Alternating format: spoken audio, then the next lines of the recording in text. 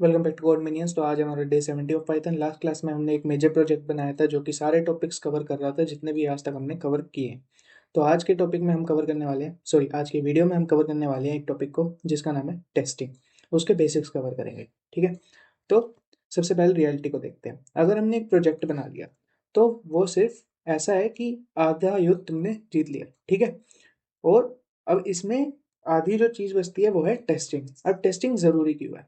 देखो, real developers जो होते हैं वो ये इंश्योर करते हैं कि कोड जो है वो स्टेबल रहेगा। किसके थ्रू? ऑटोमेटेड टेस्ट के थ्रू।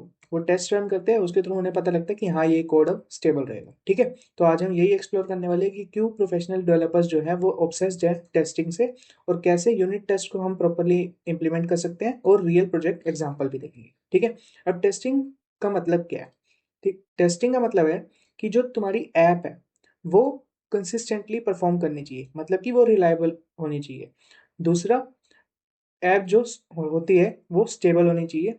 जो भी फीचर्स है वो अनएक्सपेक्टेडली ब्रेक नहीं कर जाने चाहिए, ठीक है। फ्यूचर प्रूफ रहने चाहिए, मतलब कि अगर नई फंक्शनैलिटी फ्यूचर में ऐड करते हैं तो ऐप तब भी बिल्कुल सही वर्क करनी चाहिए, पुराने फीचर्स के साथ छेड़छाड़ नहीं होनी चाहिए, ठीक है। अब टेस्टिंग सिर्फ एक आउटपुट को चेक करना नहीं है, वो ये इंश्योर करना है कि जब तुम एक नया फीचर ऐड करते हो कल को, तो मतलब तुम ये इंश्योर करके चल रहे हो कि जो पुरानी चीजें हैं जो आज चल रही है वो ब्रेकआउट नहीं होती, ठीक है। तो अब रियल डेवलपर सिनेरियो समझते हैं। अब प्रोफेशनल एनवायरनमेंट में हजार से ज्यादा फंक्शंस होते हैं, तो मैनुअल टेस्टिंग जो है वो इम्पॉसिबल हो जाती है। अब मैनुअल टेस्टिंग क्या है?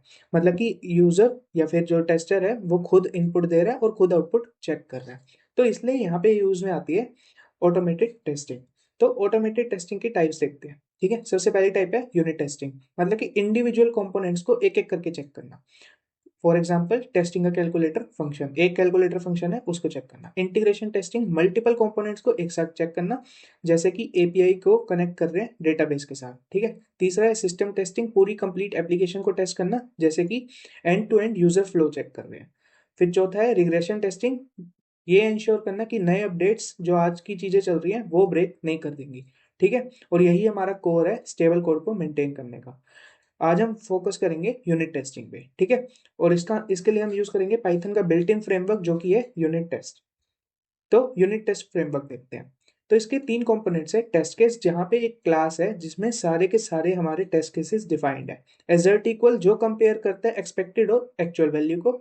एजर्ट रेज, मतलब कि ये बताएगा कि क्या जो तुम एक्सपेक्ट कर रहे हो एरर वो आया है या नहीं आया, ठीक है। और इसको रन करने के लिए हम यूज करते हैं यूनिट टेस्ट डॉट मेन।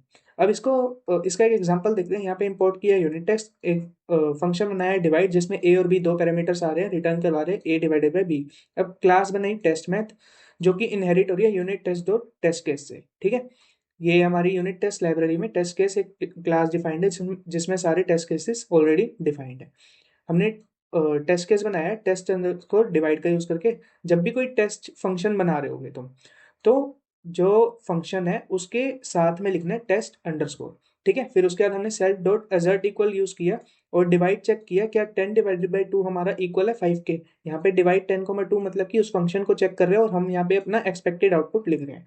फिर हमने दूसरा फंक्शन बनाया, दूसरा मेथड बनाया def test underscore zero underscore division, और इसमें हम ये चेक कर रहे हैं with self dot assert raise, क्या ये डिवाइड करने पे हमारा जीरो डिवीजन एरर आएगा। इसको एक बार चला के देखते हैं। तो देखो, यहाँ पे हम क्या करेंगे, इंपोर्ट करेंगे यूनिट टेस्ट को, ठीक है। और उसके बाद हम यहाँ पे क्या करेंगे, सिंपली एक अपना डिवाइड फंक्शन बना लेते हैं, ए कोमा बी। और यहाँ पे हम सिंपली डिवाइड फंक्शन बनाने के बाद यहाँ पे रिटर्न करा देंगे ए डिवाइडेड बाय बी। इसके बाद हम यहाँ पे क्लास बनाएंगे, मान लो टेस्ट मैथ, ठीक है। और ये कहाँ से आ रही है, इनहेरिट हो रही है unit test dot test case से, ठीक है। और इसके बाद हम सिंपली यहाँ पे क्या करेंगे, अपना फंक्शन बनाएंगे टेस्ट डिवाइड, और यहाँ पे सेल्फ हो रहा होगा।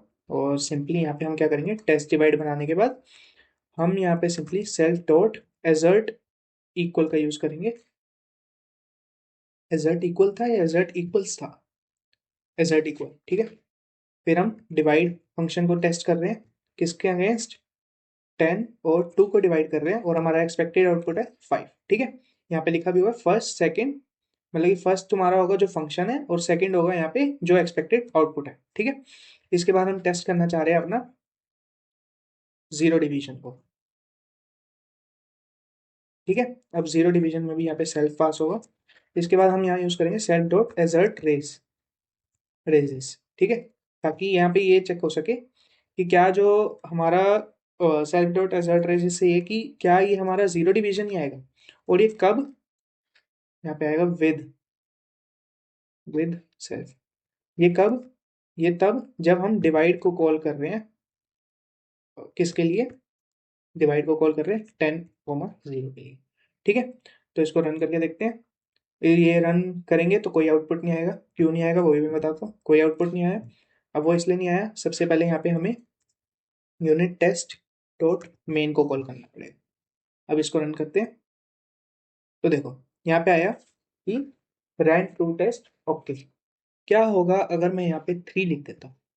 अब इसको रन करते हैं, ठीक है।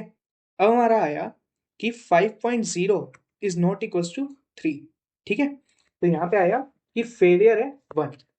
तो ऐसा कोई जो हमारा एजर्ट इक्वल को यूज करके फेलियर आया उसको फेलियर लिखेगा ये। अगर मान लो मैं यहाँ पे लिख देता हूँ file not found error, file not found error, तो इससे क्या होगा, इससे दोनों में आएगा, ये एरर में काउंट होगा। तो यहाँ आया failure equals to 1, error equals to 1, ठीक है। तो इससे हमने टेस्ट कर लिया अपना, ये यूनिट टेस्ट का एग्जाम्पल था, सिंपल सा, ठीक है। ये ध्यान रखना कि टेस्ट फंक्शन बनाना पड़ेगा तुम्हें, टेस्ट अंडरस्कोर जो फंक्शन नेम होगा, और यहाँ पे टेस्ट अंडरस्कोर जो भी तुम फंक्शन नेम देना चाह रहे हो, जीरो डिवीजन, ठीक है। तो ये था हमारा एग्जांपल यूनिट टेस्ट फ्रेमवर्क का। अब टेस्टिंग क्यों जरूरी है, तो देखो मान लो तुमने एक बैंकिंग ऐप बनाई जो कैलकुलेट करती है इंटरेस्ट, ठीक है। अब बना तो थी लेकिन इनकरेक्ट इंटरेस्ट कैलकुलेशंस हो रही है उसमें। तो ये स्मॉल बग किस में रिजल्ट कर सकता है, losses of crore of rupees. मतलब मान लो इंटरेस्ट बहुत ज्यादा कैलकुलेट हो रहा है और ज्यादा इंटरेस्ट जा रहा है, ठीक है।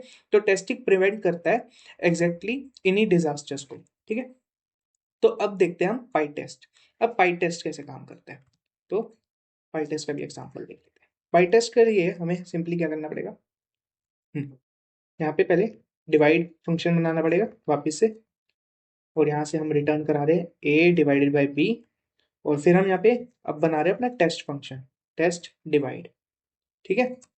और टेस्ट डिवाइड में हम क्या कर रहे हैं, सिंपली यहाँ पे एजर्ट कीवर्ड का यूज होगा। एजर्ट का मतलब है कि वही जो हमने ऊपर देखा इसमें, एजर्ट इक्वल मतलब कि दोनों को एक्सपेक्टेड और उसको कंपेयर करना। अब ये बहुत सिंपल सा सिंटेक्स है। एजर्ट किसको करना है हमें, डिवाइड फंक्शन को, जहाँ पे हम डिवाइड कर रहे हैं 10 को 2 से, क्या ये 5 के इक्वल है, बस सिंपल इतना। और इसको रन कैसे करना है, रन कैसे करना है ये देखना बहुत जरूरी है। यहाँ पे हम लिखेंगे पाई टेस्ट, ठीक है, और उसके बाद testing basics dot p y जो कि हमारी फाइल का नाम है। इसको रन करते हैं तो ये रन हुआ। अब आया कि टेस्ट रन कर गया और 1 पास। क्या होगा अगर मैं यहाँ पे 2 लिख दूँ या 3 लिख दूँ, और अब इसको रन करके देखते हैं, देखो 1 फेल्ड, ठीक है। तो इस तरीके से पाई टेस्ट फ्रेमवर्क भी यूज में आ सकता है। तो इनका, इनमें फर्क क्या है, देखो एस्पेक्ट देखते हैं, क्या ये बिल्ट इन है या एक्सटर्नल है। यूनिट टेस्ट ना बाय डिफॉल्ट इंस्टॉल्ड आता है। अब मेरे यहाँ पे पाई टेस्ट ऑलरेडी इंस्टॉल मैंने कर रखा था, बट इसको हमें एक्सटर्नली इंस्टॉल करना पड़ता है, ठीक है। वर्बोसिटी देखते हैं, यूनिट टेस्ट में हमें ज़्यादा कोड लिखना पड़ता है और पाई टेस्ट में बहुत सिंपल सा सिंटेक्स है, अभी हमने देखा। इसका स्टाइल है क्लास बेस्ड, क्योंकि क्लास से हम इनहेरिट कर रहे हैं, और इसका स्टाइल है फंक्शन बेस्ड, ठीक है।